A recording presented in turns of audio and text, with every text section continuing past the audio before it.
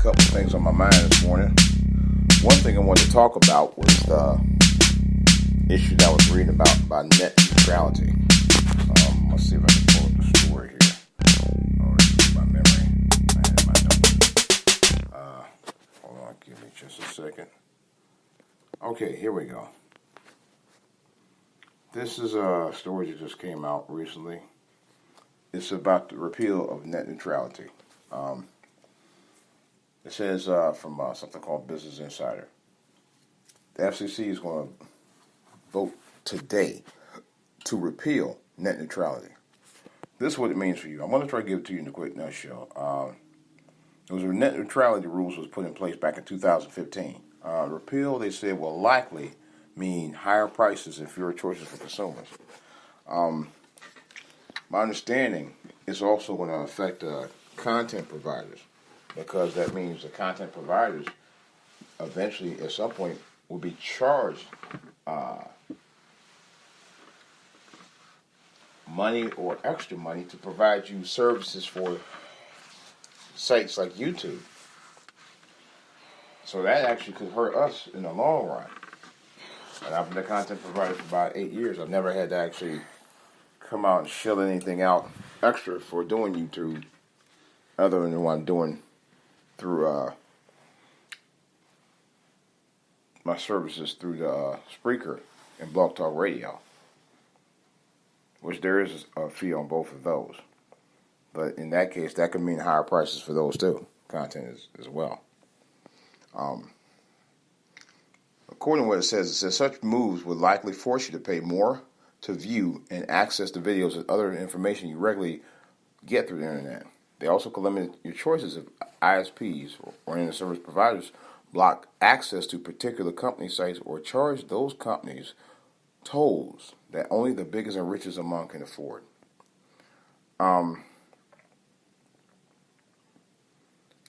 Here's the thing. Of course, they want to repeal net neutrality because not only does the ISPs stand to benefit, but the service providers, the content streaming providers like YouTube and Netflix and many, many other streaming sites and content providers, like those guys, can charge you more. In the long run, it's going to hurt everybody. Well, not everybody. Everybody except the rich. Let's put it like this. According to what it says, and let me explain to you more based on what this says. Normal internet users like you and me will lose out with the repeal of the net neutrality with the repeal of the net neutrality rules. It won't happen overnight, but you can expect broadband providers to start limiting what you can access on the internet or charging you more to get to the sites and services you regularly use. And it also says entrepreneurs and small internet companies, that people startups pioneering new kinds of services are aiming to be the next Netflix, Google, or Facebook. You know what that means? Basically, anybody who's trying to get into competition might be priced out. Where they're saying they said those guys could lose out if they can't afford the broadband company's potential tolls. And in the long run, that's what will hurt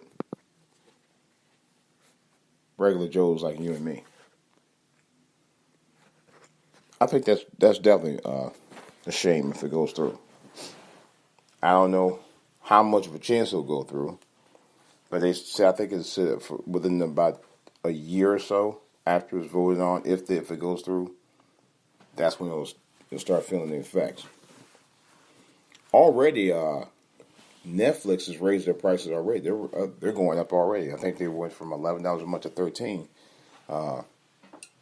It's going up middle of January, so they're already getting a jump on it. YouTube already charges for YouTube Red, $12 something a month, and they have a TV service that's $35 a month, which I was going to pay for, and I said, no, I don't need that. YouTube Live is like a YouTube television live channel.